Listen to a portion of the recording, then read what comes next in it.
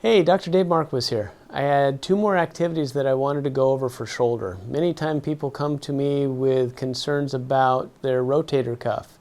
And rotator cuffs can be problematic for a variety of different reasons. And many times it's not something that actually needs surgical intervention. It just needs proper motion and stabilization. I've gone into some of the activities that an individual can do for opening up the pectoralis, for stabilizing the serratus and the rhomboids to get the scapula back and down. But there are situations where people might have like a downsloping acromion where the bony structure has actually gotten a little bit deformed, or they may have done some things where they've actually had some microscopic tearing within some of the tendons related to the rotator cuff. And in those situations, still working the muscles is important, but equally important is getting those tendons to move over each other in an appropriate fashion.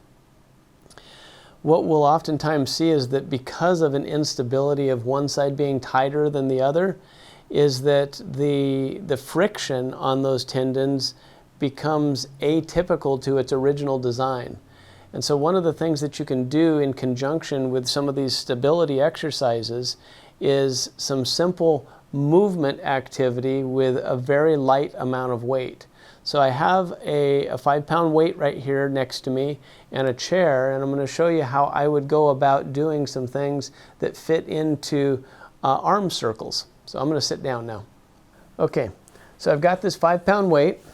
I've got a chair with a back in it, and the goal is to not lift.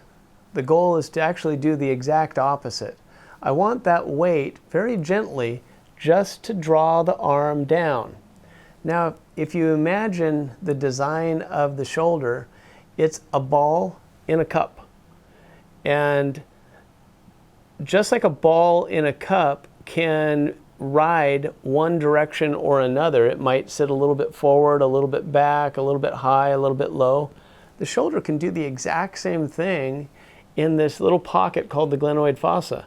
So we've got to help that humeral head sit in a neutral position there.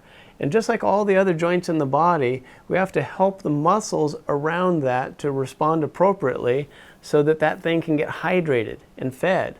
Remember, motion is life for joints. So we're trying to help this thing get fed with appropriate levels of synovial fluid. So I'm just going to allow that weight now to drop the shoulder down. And I'm simply going to internally rotate. So I'm taking my arm and I'm rotating it in as far as it'll go. And then I'm externally rotating. And I'm going to go back and forth like that. Internal, external rotation. And doing that, you may find that there's a little bit more tension on one side than the other. And so keep that in mind because you're going to work that in just a second. I'm also allowing my body weight to rest against this chair. I'm not leaning forward right now. I don't want to strain any other muscle groups. I actually want to be as relaxed as I possibly can be to allow this shoulder to kind of pull down towards the ground. Think of it getting rooted. So I'm resting there, doing the internal, external rotation. I might do 20, 30 of these things just to get that thing warmed up. And now, wherever I felt that it was a little bit tighter, and for me, I feel a little bit more tension on the internal rotation. What I'm going to do now is I'm actually going to keep it in an internally rotated position while allowing the arm to swing in that position. So I'm going to kind of compound that movement by swinging in an internally rotated fashion while the arm is internally rotated. Now I'm going to do just the opposite, but I'm going to still keep the internal rotation. So I'm going to go the other way, but the arm is still held in the same position and I'm still leaning up against that chair. Now the next thing that I'm going to do is I'm going to rest that and I'm going to rotate all the way to the outside. And again, now I'm circling out and then I'm going to circle in.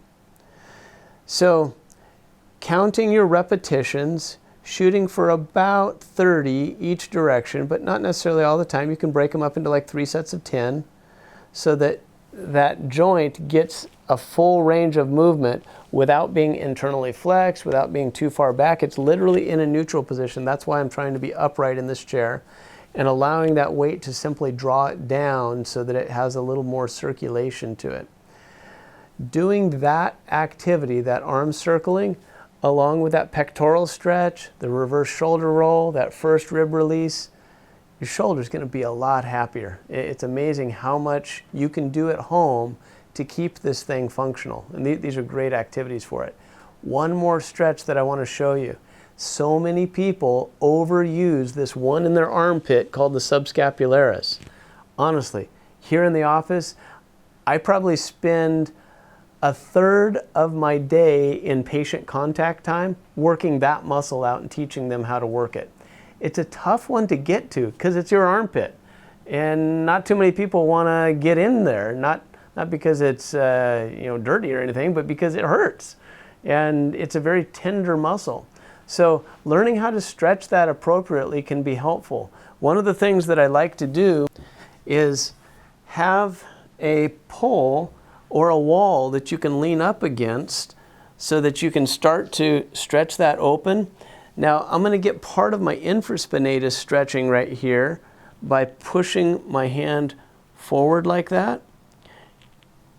And now I'm going to get part of my subscapularis by reaching across my body, getting it up there again, and trying to knead that muscle while I'm going through the movement of kind of like asking a question. And so if you can see where my thumb is at, I've reached past my lat, I've gone up into the subscapularis, and I had to kind of let the arm go a little bit so that I could actually get inside it. And now I'm going to relax up there, and I'm going to let the back pressure of this wall and my thumb work together while I'm lifting my hand in a I'm asking a question type position. Sometimes people get this better in the shower because they're a little more relaxed, a little more warm. But relaxing that muscle makes a huge difference in the amount of pain that people might get right down the shaft of their arm. So if you ever have shaft pain in the upper shoulder and you feel, yeah, it hurts right here and just kind of radiates down, it's usually coming out of your armpit. And if you're not able to get that yourself by putting balls in there and stretching it, or your thumb in there and stretching it, that's when you might want to reach out to a practitioner that has a laser, because then you're not digging so much. You're actually allowing a tool to put the energy into the muscle while it's being stretched in an office setting, and you can get a lot more done in a shorter period of time. And that's one of the tools that we commonly use here. So laser therapy for some of these harder to reach muscles can be really helpful. That is a good summary of the key things that I would generally go over in helping somebody to understand how they can work their shoulder and upper back and neck at home. Take time to work with each of these and find which ones seem to have the biggest payout for you, and start to do those regularly. The more movement that you can keep in a joint, the happier it's going to be and the longer it's going to serve you well. Have a great day.